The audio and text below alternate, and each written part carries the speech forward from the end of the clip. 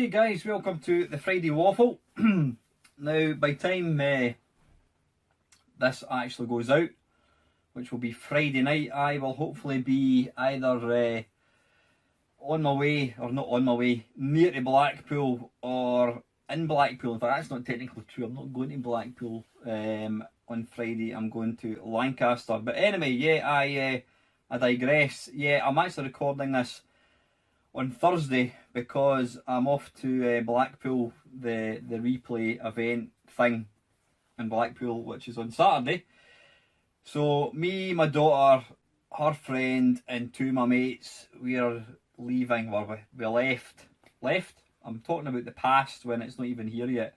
We're leaving Friday evening to drive down to Lancaster because I couldn't get a hotel in Blackpool, so we're staying in Lancaster Travel Lodge on the Friday night.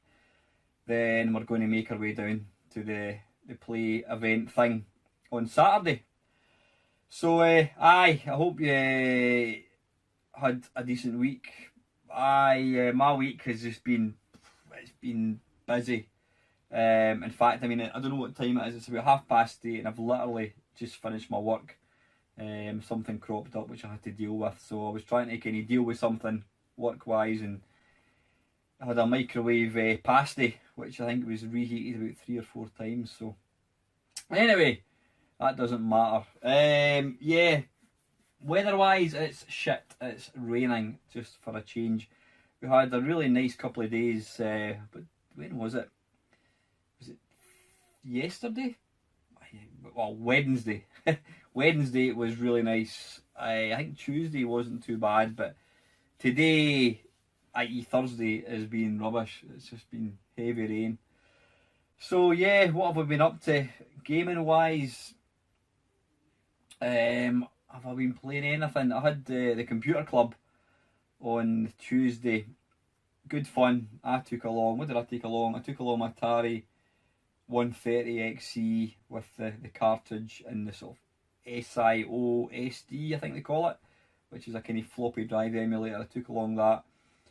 The one standout moment for me was my mate Bill took along his PSVR, and I had a shot of Polybius, and I've got to say I was really impressed with the game.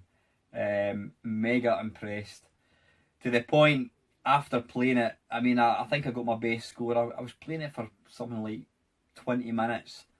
I don't know if that's good or bad. For me, that's quite good. And I came off it. I still had like 6 lives, shields still to go. I've got to say, it's kind of made me want to try and buy one. Now, I know I couldn't justify, £300-400 just to play one game. As good as Polybius is, I wouldn't say you could justify spending £400 to play it. But there's obviously a few other games coming out for it, so it'll be interesting to see. I've always said that I would buy it when I was convinced that it wasn't going to be one of these, it was going to go the same way as the Kinect and the PlayStation Move, i.e. nothing comes out for it and it just becomes an expensive add-on. But I don't think that's the case. The Sony seem to be really getting behind the VR thing, which I hope it does go on to be, even more successful, and I'll definitely think about buying one. But that just a couple of things talking about PSVR. I noticed tonight that 9 Inch Nails, who are quite a heavy metal group, I quite like them actually, their latest single actually features Polybius gameplay in their video. Now I know Jeff Minter is a massive 9 Inch Nails fan, so it's absolutely epic to see their game getting featured. Apparently him and Giles is Jeff's kind of programming partner. They both get a mention in the 9 Inch Nails video credits, which is pretty cool. The other thing, PSVR now, this is something which is completely unrelated to gaming or anything. I got I was going to be attending something. I was invited to go down to London for something, for a social event, and I mentioned that I couldn't go. I couldn't justify the cost, which is fair enough. I couldn't justify driving down to London or flying down to London to go to this thing, which would probably last a couple of hours in a pub, and then that would be it. And one of my friends contacted me, and he basically said to me, "Look, can I help you with the flights and expenses, hotels, etc., so you can get down to this?" Now, I was born and raised to never take anything for granted, and I'm not one of these people that could take for the sake of taking. So I says, "Look, I'm blown away with your generosity, with your offer to do that for me, but I can't do it. I can't accept it." So that was a couple of weeks ago. But my point of this is, I mean, hopefully the person that I'm talking about is watching this, and they'll know who they are. I just want to thank them from the bottom of my heart for being such a cool person. As you go through life, you get. One other thing I forgot to mention.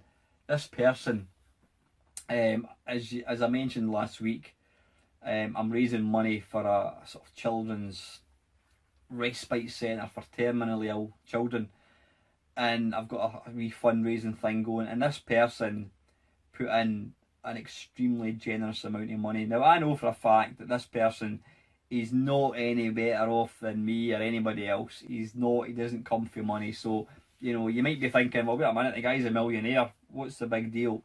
He's not. But it's just testament to what a wonderful human being this guy is. I hope he doesn't mind when I say he's not had his issues to seek. He's had quite a few problems in the past with his health and that kind of stuff, and yet he's the most generous person I've ever met. And I don't just mean that from a money point of view. He's just such a cool guy, and all I want to say is thanks very, very much for what you're doing. I hope you don't mind me mentioning this, because you're a special person, and I really, really thank you. So yeah, anyway, enough of the sentimental cod wallop. That was enough of that. Anything else? Don't think so. Anyway, listen, I've not got any topics as such to talk about, so I'm just going to batter straight in with some questions. Now, what I usually do is I'll copy and paste them, then I'll edit them so I can see what's what, but I haven't had a chance to do that, so I'm just going to wire straight into them. So to kick things off, Mr. Carol Todd. "Hi Alan, I enjoyed the waffle as usual. I liked your Next Machina video and would welcome the odd video for new games that I may have missed. Regarding live streaming, due to the time difference, I'd probably be asleep." I'm sure even if you're tuning in, Carol, you would still be asleep. "Looks like you missed my questions last week, so I copied them here. If you were arranging a retro event and had unlimited budget, i.e. you could get anything you wanted, what computers, consoles, arcade machines would you have for the event?" Whoa, I love these ones where you get given tons of money. Computers. I don't know, I think I'd probably, computer-wise, I'd probably have kind of what I've got. I would have all the classics, the Amigas, the Spectrums, the Commodore 64s. It'd be nice to see a ZX81 running. All the classic, the VIC-20. I would love to have a couple of Sharp X68000s running. Possibly FM Towns, what's it called again? FM Towns Smarty, whatever it's called. You know what computer I'm talking about. A couple of them. Vectrexes. All the classic machines. I would want plenty of them to be there. Consoles, again. All the classic consoles. I mean, is there any one console in particular? Can't think. I mean, virtually, you generally get all the popular consoles. So yeah, all the popular consoles, computers, arcade machines. What would I have? I would want to have a sit-down 360, a sit-down outrun machine, the hydraulic one. I would want the proper sitting Space Harrier cab. I would want all the Atari vector graphics games. I would want Hyper Sports, a couple of Hyper Sports. I would want Track and Field. I would want Rolling Thunder. I would want Robotron, Defender, obviously. Anything else? Got to have a Star Wars. Need to have a Star Wars. I'd also like one of these. An afterburner hydraulic would be quite nice. What was that other game? Is it G-Lock? It was called. Was that the one that kind of almost didn't spin you upside down, but it kind of almost did. One of these as well. Yeah, all these machines, that would be rather nice. What guest speakers would you have? Programmers, designers of hardware. Oh, that's a good one. I would like to have John here. I would like to have Eugene Jarvis talking about game design. I would like to have Nolan Bushell, obviously, talking about the early Atari days. I would like to have Steve Jobs. I know he's dead, but you know what? Unlimited money. I would like to have Steve Jobs just talking about the early days at Apple. I would also like to have Dominic Diamond with Dave Perry, obviously. The pair of them being up on stage. I would also like to have who else? Sir Clive Sinclair and Jack Tramiel. Yeah, the two of them. And also Alan Sugar. Nah, not Alan Sugar, because Alan Sugar was a businessman. He wasn't really interested in computers as such. But Clive Sinclair and Jack Tramiel. That would do. That would do as guest speakers.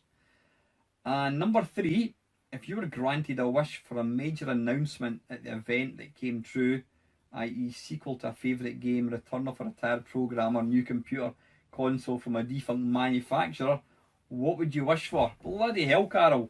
I wish I'd read these before and I could have came up with something. What would I like to see?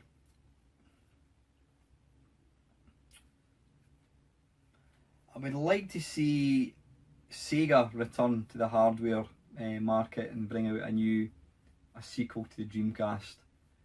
Yeah, a sequel to the Dreamcast would be really nice. Anything else? A retired programmer. I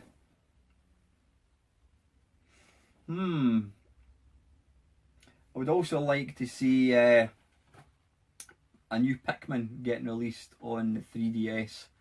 I had heard somewhere that was possibly going to happen, but I don't know if that's the case. But a new Pikmin on the 3DS would be rather nice. Yeah, it's a sequel to Dreamcast. I think that's about it. So anyway, fantastic. Thanks for the questions, Carol. Really generous ones. Right, Mr. PC Baker. I know you have spoken about what will happen to your retro collection after you leave this reality. That's a nice way to put it. But have you considered how you will live on through your YouTube videos? I know a few people who are fairly reclusive and not really into social media and are normally quite camera shy, but they are comfortable making YouTube videos. Their collection of videos will probably be the best way to remember them if anything should happen to them. How do you feel about your videos being your personal legacy and perhaps the best way for you to be remembered? I would like, well, this sounds arrogant, I would like to be remembered for things other than making YouTube videos, to be honest with you. You know, as much as I love video games, I've kind of done other things in my life. I love running. Yeah, I've done a lot of other bits and pieces, things that I'm quite proud of. But as far as YouTube, it's quite funny. It's an interesting question. It is something that I've thought about. I mean, it's when you get to a certain age, you do certainly become more self-aware of your own mortality. I certainly have. And as much as I try not to think about it too much, you know, you do think about things, what would happen. I mean, as far as, what were you saying, collection, yeah. As far as this sort of gaming collection that I've got, I think I would like, if it gets to a stage where my health starts to suffer badly and, you know, I'm no longer able to enjoy video games, I think I would probably make a conscious decision to start selling stuff and, you know, get the money and use it for something else. Because I think, I mean, if I was to suddenly drop dead tomorrow, you know, drop dead suddenly, my daughter, as much as she's into video games, she's not into the old systems. My wife never comes into this room. She has got no interest whatsoever in what I do, you know, my games collection. I keep saying I'm going to, well, I've already asked a couple of mates that should anything happen to me, I want them to basically take ownership of my collection and sell the stuff, you know, for what it's worth and give the money back to my family. Because it would kind of sadden me if I thought, my worry would be if I didn't get somebody who kind of knew what things were worth, then I would be worried that my wife would just get summed into my bedroom and say, right, what do you think? How much is this worth? £500? Yep, that's great. Give me £500. You can take everything. I mean, I don't have anything that's particularly rare or, you know, worth a great deal of money. You know, I've got my MAME cab, my Switch, my PS4, got my Neo Geo. They're all right, maybe worth £200-300 a piece, but collectively, the collection's probably worth quite a bit of money. But at the end of the day, if I'm not here, then what can I do about it? Not very much. But I'd certainly like to think that my family would benefit from what it's worth. But like I said, I think if I get to a stage where I'm conscious that I'm pushing myself all the time and I can't hear and I can't speak or whatever, I lose control of my hands, and I think I would make the conscious decision to start selling stuff and get pleasure from the money while I'm still here. But but anyway, getting back to the YouTube thing, it's an interesting thing. I mean, I've started, but I've kind of given up downloading my videos. I mean, I think I'm almost at 1,000 videos, which is just absolutely crazy when you think about it. Excuse me a wee second. Oh, you know that thing where you think you're going to be getting a cup of tea and you take a sip and you're expecting tea and it's actually coffee? Well, I've just had that. I made myself a coffee thinking it was a cup of tea I was making. Anyway, back on track. YouTube videos. I was going to try and download them all just to have, but it's going to take up too much space and it's far too much hassle. So if YouTube was to ever kind of go down, then I would kind of lose pretty much everything, which is quite a depressing thought. I would like to think that as long as YouTube still goes, I would like to think that my channel would remain, because at the end of the day, the videos still stand. I'd like to think that people would still watch my channel. Obviously, you're not going to get any new videos unless I'm able to get Wi-Fi up in heaven. Yeah, which is unlikely. So the channel would not go anywhere, obviously, because I'm going to be in the great arcade in the sky. But I would like to think that people would look upon my channel and think, well, the guy had a laugh. What the guy put out was quite entertaining. And I'd like to think that I left, I made a wee difference. I cheered a few people up on a Friday talking shite. But ultimately, when I'm gone, what happens to YouTube videos, whatever, does it really matter? I don't know. I'd like to think as long as YouTube still goes, then my videos will still be here. What's interesting is, I mean, my father passed away January 2013, and his YouTube channel is still active, which kind of surprises me. I mean, obviously it's nobody's ever, there's been no movement for 4 years, something like that, 3-4 years. I still go onto his YouTube channel now and again and watch some of the videos. It just brings back nice memories. Anyway, we'll get off the sort of macabre, sombre, depressing subjects, and we'll get back onto video games. But anyway, listen, Listen, Tim, thank you for your question, mate. I do appreciate it.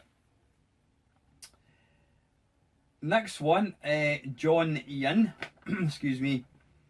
Question time. If too dull, please ignore. Well, no, I've not read your question, John, but you always come out with something completely left field, completely interesting, so I'm going to read it out. Is there a place for traditional paper magazines now, and do you sub to any? A friend, Jim D, who also watches your channel, recently gave me a couple of retro gamer magazines that are now parked in the bathroom. Where else? I have enjoyed a flick and stare between evacuations. Is there a place for traditional magazines? As far as current gaming goes, I don't really think there is. Don't get me wrong, there's nothing beats. I mean, I do most of my reading in the bath. So yeah, there is nothing that beats lying in a bath, sitting in the toilet, on an aeroplane, in a plane, whatever, reading a magazine. You can't beat reading a magazine, a proper paper magazine. But with the internet, with YouTube, with Twitter, Facebook, whatever, blogs, vlogs, call it what you will, the news is out there instantly. I mean, the split second, within minutes of something happening in the world, you know, whether it's a good thing, a bad thing, it's on the internet, you get to know about it. And video games is no different. I mean, before the internet existed, we relied on, it was either your mate telling you about a good game or else a magazine. You know, in my case, Zap 64, Computer and Video Games, Amiga Power, any of these kind of magazines, they had their place because that's where we got to read about new games, whatever. Nowadays, YouTube, you're sitting watching me talking shite. If I'm going to buy a game, I'll always do I'll just type it into YouTube and I'll watch a 10-minute video. The internet has opened it up to everybody. You've got people like myself who, you know, we're just Joe Public, and we're able to make videos and just get them out there and people can watch them. It's the same for anybody. If you've got a phone, I mean, I'm recording this using my phone. If you've got a phone, then, you know, a smartphone, then technically you've got the ability to make a video. So as far as games magazines go, computer magazines go, I don't think they're a thing anymore. I mean, I think you can still buy PC magazines. It'd be interesting to know just the kind of circulation, how many copies of these actually sell now compared to what they were, you know, 20 years, or not even 20 years ago, 10 years ago probably. No, 20 years ago, yeah, we're talking 1997, yeah, 20 years, 17 years, 20 years ago, we're talking 20 years. Interesting to know what kind of figures sales-wise these magazines actually get. The only magazine, and you've actually mentioned it, the only magazine which I would say is completely relevant is a magazine that focuses on old games, i.e. Retro Gamer, because they're talking about stuff that's old anyway. So yeah, as much as you could, you know, Manic Miner, you could type Manic Miner into Google, you can read reviews of the game, you can watch the game getting played, you can read interviews with Matthew Smith. Because you're talking about old games, it's still interesting. They still come out with a lot of good information. So magazines that are concentrating on old antiques, defunct systems that are no longer kind of commercially a thing, then magazines are still relevant. But as far as being relevant for new systems, new tech, I don't think they are. They obviously, I mean, you do still, when I'm standing in the post office, whatever, in Aris McCall's, you always see the magazines, you see the computer magazines, so they're obviously, people still do buy them. But the thing is, the cost of them, I mean, I think the last time I bought a computer magazine, I don't know how many years ago, I'm not talking about Retro Gamer, I'm talking about like a PC magazine. You're probably talking 10 years ago, and even back then, the magazine was like $5.99. It's a lot of money, you know, for something that you can get for free. So, I don't know, it'd be interesting to know just how well magazines sell compared to what they were 20 years ago. But as far as them being I think they've been superseded with the internet now. You know, so I think that's just one of these things.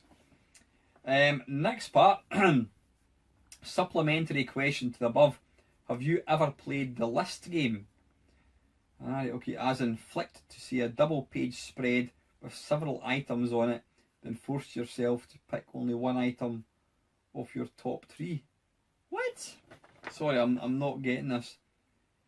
Have you ever played the list game?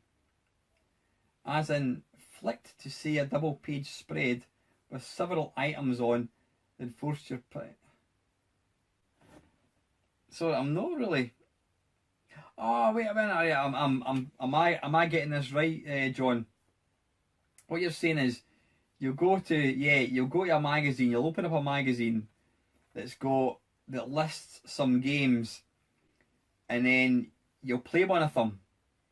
Is that what you're saying? I think that's what I'm guessing you're saying. I've not done that, but what I have done is I've got on the iPad. I'll read, not even just an iPad. I'll be reading a magazine, an old, Spectrum magazine, a Crash magazine, whatever, and I'll read a review of a game, and then I'll fire the game up on an emulator just to see what it looks like. So that's quite cool. But I've never played that. I'm assuming that's what you're talking about. You basically open up a magazine with games in it, and you just pick one and you play it.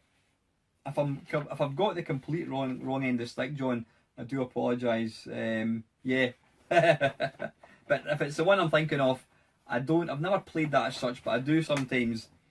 Like I says, I'll read a review, or I'll read an article about a game, or look at an advert, and then I'll go and actually play the game in the emulator. But anyway, John, as usual, thanks for for taking time to ask me some questions. Let me just read the next one when I'm drinking.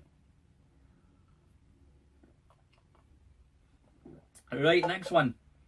The ever reliable Mr. Kev down the rabbit hole. If you've not subscribed to Kev's channel, I'm going to put a link below. Go and check him out. Kev does a wonderful. He's like, if I was to be compared with my YouTube channel, I would probably be a steak pie supper. If you're to compare Kevin's channel to food, he would be a gourmet buffet. He's basically got everything. Kevin plays games, he dresses up in cosplay, he reviews, he eats dog food.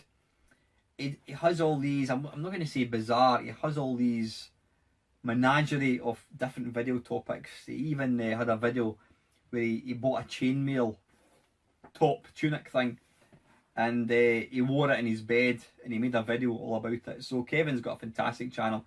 Go and check him out down below.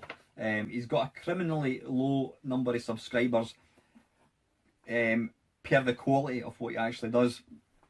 So go and support him, please. Right, for the Friday Waffle, hi Alan. Full motion video games seem to be divisive among collectors. Do you love them or hate them? Full motion video games. When you say full motion video, Kevin, I'm thinking games that have just got these big cutscenes. Is that what you're talking about? I'm not doing very well trying to understand questions tonight. If that's what you're talking about, then I categorically hate them with a passion. It's because of cutscenes that I kind of go off a lot of Nintendo games. I mean, your Metal Gear Solids, which is not a Nintendo game, obviously, it was just fully cutscenes. All your, what do you call them? Your Final Fantasy games, and they're always fully bloody FMV, and that just pisses me off. I just want to play the game. I mean, the one game that I can remember playing, and I think was it on the DS, it was Mario Golf, or whatever it was called, Mario Super Golf. I can't remember what it was called. And instead of letting you just jump in and playing golf, it put you into this stupid bloody story mode thing which you couldn't escape from. And you've got all this text, there's people coming on and talking to you, and you're constantly hammering the button just to try and get past it. you know, I don't buy a golf game to take part in an adventure. I buy a golf game so I can play the game and just jump straight into it. And that stopped me playing it because I just couldn't be arsed with all the bloody FMV garbage. So yeah, if that's what you're talking about, Kev, then I hate it with a passion. Secondly, I enjoyed your Gyrus video and you asked if the controls were a spinner or not. Gyrus was odd in that it used a joystick when really a spinner would have been even better. Personally, I think games like Time Pilot make more sense with a spinner as well, but do you prefer them with a joystick? I've never really used a spinner, Kev. I think a spinner for Gyrus would be a better option, because the problem you've got when you're playing something like Gyrus or, I mean, Tempest. I've got you play Tempest with a joystick. When you're using a joystick, when you're holding it left and the things at the bottom, when you're holding it left, it's moving left. But then when it gets right up to the top, you're moving it left and it's going right. So sometimes it can kind of mess about your head a wee bit, and you end up forgetting.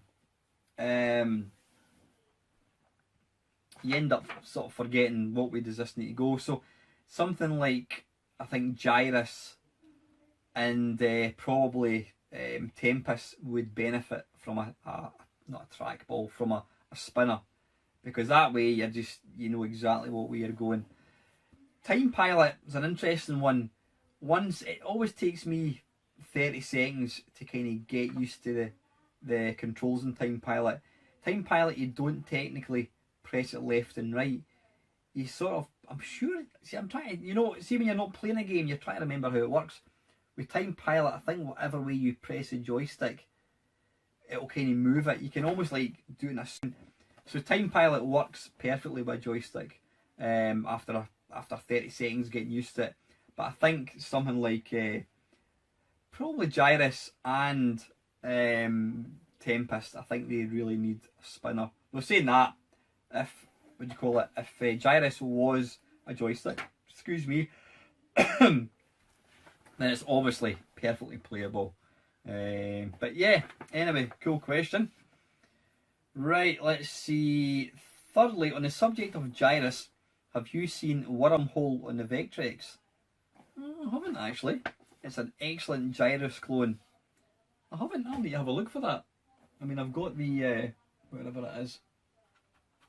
Oh, it must be up there. I've got the little Vec Multi, which is it's a flash cart for the Vectrex. Wormhole. Thanks for that, Kev. I'm going to go, after I finish recording this video, I'm going to go and check it out. Finally, you mentioned in that video that your imagination filled the gaps that the console couldn't achieve, and I think it's a lot like radio dramas or books. What the eyes don't see, the imagination fills in. Do you think perhaps this is why many people are going back to old games? Modern consoles leave nothing to the imagination anymore. I agree that modern consoles do leave nothing to imagination. I don't think that's the reason people are going back to old games. That's my opinion anyway. I think people realise that old games are enormous fun. Because the graphics weren't the greatest, they had to be good games, and I think people are starting to realise that. They're realising, no, this real shitty looking game in my Spectrum is actually a really good game. Yeah, I don't think it's because I want to try and fill imagination in myself. I want to go back and play a retro game. I think it's just because, I mean, a good game 20 years ago is a good game now. Although there are occasions, I mean, there's been games that I've played that I loved back in the day and I've played since, and I'm a bit like, I'm not really enjoying this that much. So not every game ages as well as some of them, but they're still classic games, are classic games even now. So yeah, good question. Anyway, listen, thanks Kev for your taking time to ask me the questions again. And Mr. Ian Hunter, hi Alan, thanks for another great waffle. I just spent 2 hours. Having just spent 2 hours fannying about, a great phrase that, with Fallout 3 and the PS3, I've come to the conclusion that modern games are just too damned complex.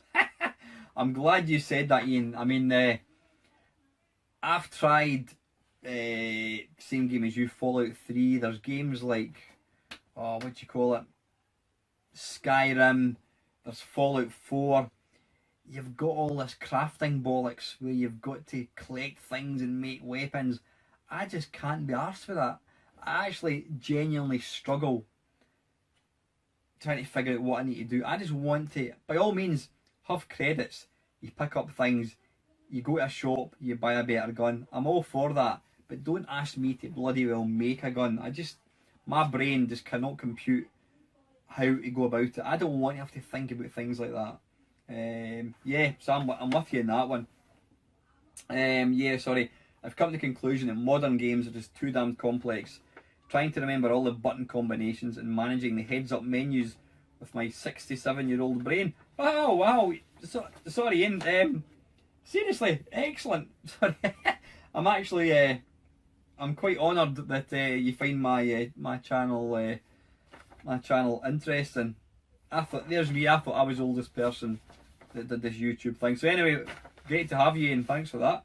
Yeah, I'm sorry, you're just talking here, trying to remember all the button combinations and managing the heads-up menus with my 67-year-old brain is just not fun. I know I'm an old fart trying to play modern games, but give me an 8-bit and 16-bit game every time. Completely wish you there, Ian. I realise you're nowhere near your 6th decade yet, Alan, but I would be interested to hear your views on modern games and systems. Do you think modern games are too complicated? Well, I don't make any secret about where my affection lies when it comes to games. I think for me, nowadays, God, I sound like a right old fart. Nowadays, back in the day, when I was lad, modern, I'm just looking up there at my games I've got for my PS4. Yeah, I've got Formula 1, whatever that is, so a driving game. Grand Theft Auto, fair enough. What the hell's that? Wolfenstein, The New Order, that's a first-person shooter. Thief is a first-person game. Drive Club, fair enough, that's a driving game. Far Cry, Little Big Planet, fair enough. Killzone, thing with Watch Dogs.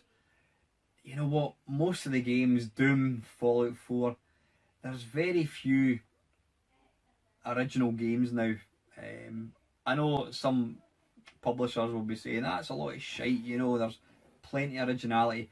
But most games now, they're either, you know, first person, you're running about killing things, football, driving, that is about it. You know, when you look back, the thing that I love about the old systems is the originality. I mean, back in the early 80s, there was nothing, there was no template to follow, so everything was just being made up as they went along.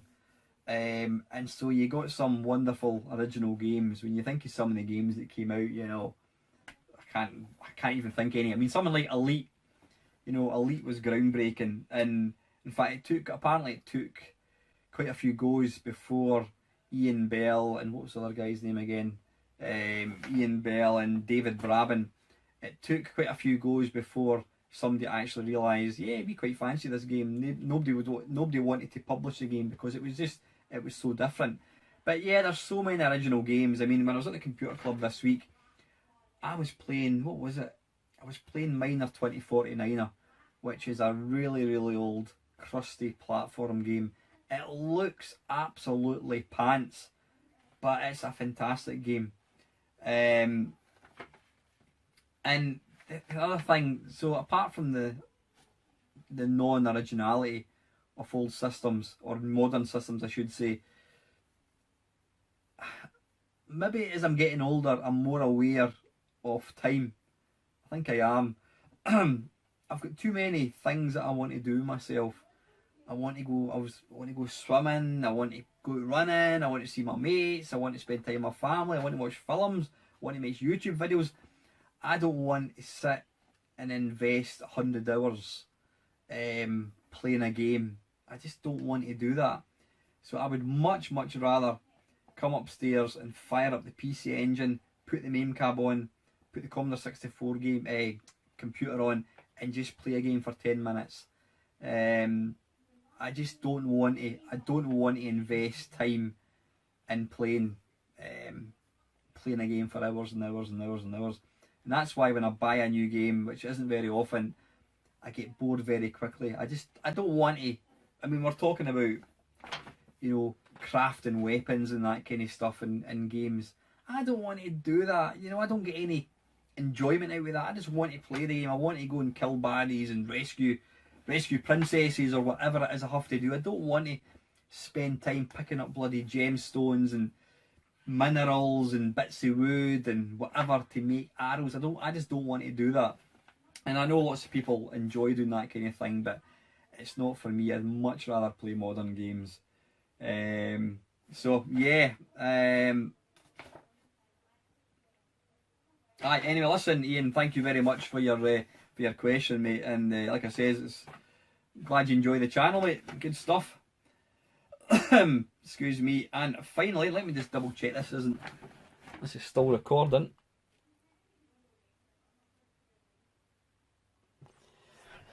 Yeah, it is. I just wanted to make sure it hadn't actually stopped. Right, final question. Mark the Morose. You may have missed my questions from last week's waffle, so here they are again. Listen guys, before I go on and answer Mark's question, can I ask you a wee favour? Can you please, if you've got a question for me for the waffle, can you put it at the bottom of this video? Because what I do is always look, when I go to record this week's waffle, I always go and look at last week's video, and I always just scroll down, look at the questions, and basically take them from there. So yeah, please don't put them anywhere else. Stick them on the most current waffle, and hopefully I'll not miss them. But apologies for missing it anyway, Mark. Right, number one, off the top of your head, can you name 3 games on any system that you've had a quick go off and intend to play even more of, even if you realise you never will? You know what? 3 games. Sonic the Hedgehog, I was playing that fairly recently. It's a game I know I need to play. Mario Land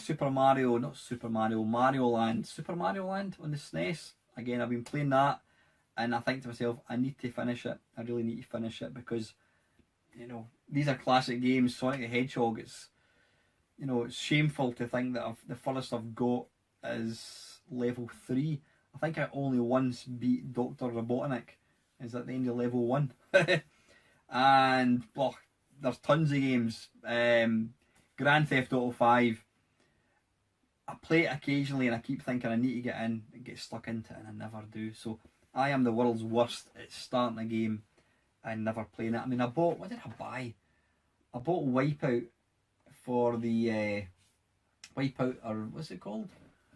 Wipeout Omega Collection. Basically Wipeout for the PS4, and I've played it once, and that's crap. That's rubbish. It's a great game, but that's just stupid on my part.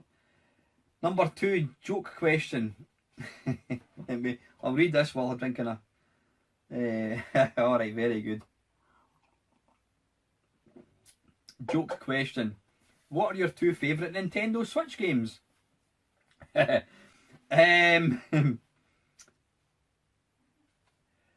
are my 2? Well, it's the 2 games that I've got. Zelda. In fact, there's a perfect example. Zelda. I even made did I make a video about it? I can't remember if I did or not. Zelda is a marvellous game, and I played it for a couple of hours and I haven't went back to it. And the other game is Mario Kart 8. Again, it's an absolutely amazing game on the Switch, and it's worth putting time into. I've actually pre-ordered. What have I pre-ordered? I've pre-ordered. What's the name of the game? Splatoon 2, because my daughter absolutely caned the first one, so I did promise her when the new one came out I'd get her it. I've pre-ordered that, and I've also pre-ordered the new Mario game, which, looking at the clips I've seen, looks really nice, so looking forward to getting that. But yeah, right, I've just thought of one. Have you ever played a Philips video pack, which is the European version of the Magnavox Odyssey? I have indeed, and I've got 2 of them up in the loft. I actually bought 2 from a mate, and I'm sure I made a video. I did a Main Meister video look at where I showed it off. I played it briefly and I realised it was absolute shit, and I don't have any room for it, so it's back in the loft. So yeah, I do own one. I own two actually. I've got a Reiki Games, but it's crap. I mean, if I had the space for it to be set up permanently, I may play it more often, but I don't, and it's in the loft. Next one, I missed Jack and Ori. Thanks for the rodent reading. Yeah, I read out an article I wrote years ago in last week's. If you took a smartphone back in time, this is referring to a question from last week. If you took a smartphone back in time, I don't think it would be cheating, but bear in mind it wouldn't work as an online gadget since there'd be no cellular network back then. It might not load the 13-year-old Main Meister in quite the way it should. Before stepping in the time portal and load it up with lots of ROMs. Thanks to look at the drone. Yeah, I was showing off my little drone that I bought. I don't think is that the last question. Thanks. Thanks to look at something YouTubers. What you're saying here? What is it? If any of your army of viewers, I'll crack the jokes. Army of 3 or 4 viewers want something cheaper to practice flying indoors. Micro drones or quadcopters can be had for around £12 from China. Bloody hell. I'd recommend the Furby F36. No camera or phone control at that price, but it's a stable flyer with headless mode, which is good for beginners. Gearbest sell it. Yeah, and you're also mentioning here about you would like to see me and a mate playing some 2-player games. So I'm definitely looking at that. But anyway, Mark, thank you very much for the questions. That is all the questions, guys. Thanks as always for taking time to answer these. I'm going to be interviewing a mate, and I'm not going to tell you who he is. I'm going to be interviewing a mate on Monday. He used to write for a number of computer magazines. He was the editor or sub-editor of Total Film, so he's interviewed lots of famous people. He is an author, he's a musician, and he is also ridiculously good at computer games, video games. I kid you not, I shit you not when I say this. I would bet my mortgage, I would bet my child's life on anybody taking him on it, picking 6 games, random games, and getting him to play them against other people. I would guarantee he would win. He's an absolute ninja at games, so I'm looking forward to interviewing him on Monday. That should be good. Looking forward to that.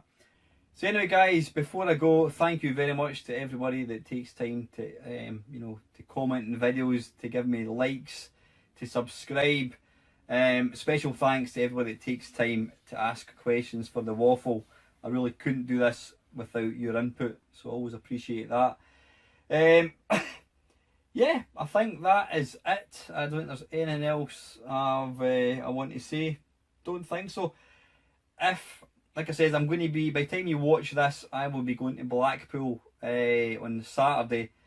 If you happen to see me, please come up and say hello. I've made up a Main Meister t-shirt, and I think I've gone about it all wrong. I thought to myself, I'll wear a t-shirt so that if somebody thinks, is that Main Meister bloke, they'll see the t-shirt and think, yeah, it is. Thing is, the t-shirt doesn't actually have Main Meister on it. It does have, you know what, it doesn't. I was going to say it's got the logo, the Robotron logo. It doesn't, not the Robotron, the Berserk logo.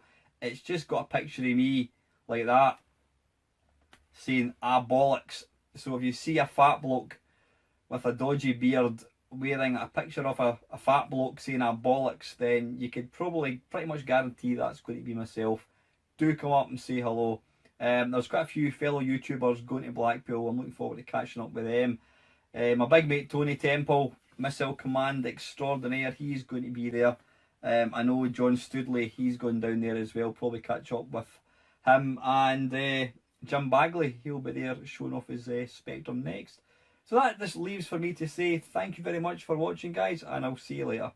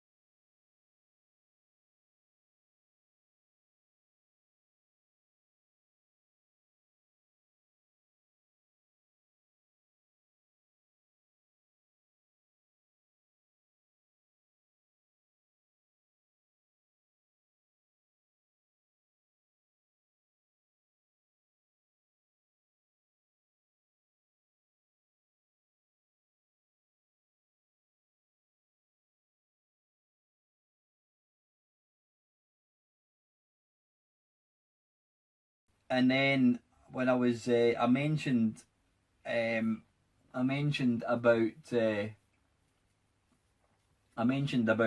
playing the PSVR in a forum, and I said, look, well, what I said was, I still couldn't justify buying one. I can't afford it, but maybe when they come down in price, I'll think about getting one. And this same friend contacted me, and he says, would you let me buy you a PSVR? Now, right away, I was like, absolutely no chance, and that I still stand by that. I contacted him, and I just says, look, your generosity is mind blowing. It really is. But I couldn't. I'm not the type of person that could take something like that. If somebody bought you a surprise gift, then I would. The way I would see it would be, well, they've gone out their way to try and do something, and to throw it back in their face wouldn't be a nice thing to do. So, if somebody bought you a gift, I suppose you would accept it. But when somebody's asking if they could do something like this, I just couldn't accept it.